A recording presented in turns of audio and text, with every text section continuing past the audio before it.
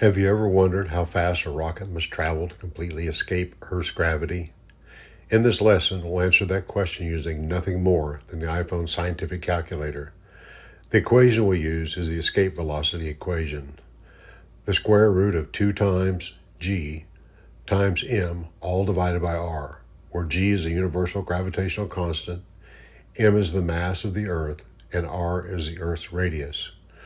When we substitute these known values into the equation, we'll calculate the minimum speed an object must have to escape Earth's gravitational pull without any additional propulsion. Let's open the calculator and work through the calculations step by step. So the first thing we need to do is clear the memory. Make sure there's nothing in the memory, so I'm going to clear the memory right here at MC. First thing we want to do is start a parentheses to bracket some of the numbers we're going to multiply 2 times, and now we're going to do the gravitational constant, 6.6743. Now we hit the EE key, because it's a scientific notation, and then minus 11. And the units on that are meters cubed per kilogram per second squared. Now we multiply that by the mass of the Earth, which is 5.972. We use the EE key again. This is exponential scientific notation. And that is going to be the 24th power. That's in kilograms. Now we want to take and close the parentheses here.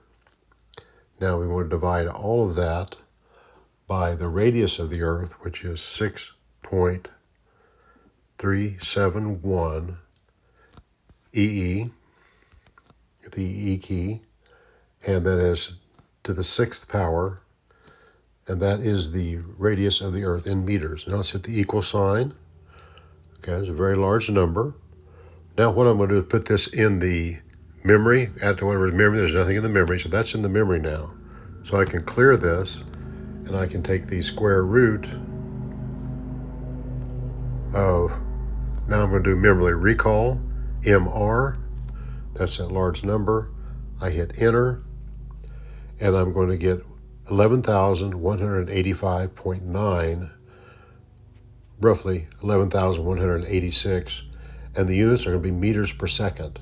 That's the escape velocity to get to the, where you can escape the Earth's atmosphere. And that works out to about 25,000 miles per hour.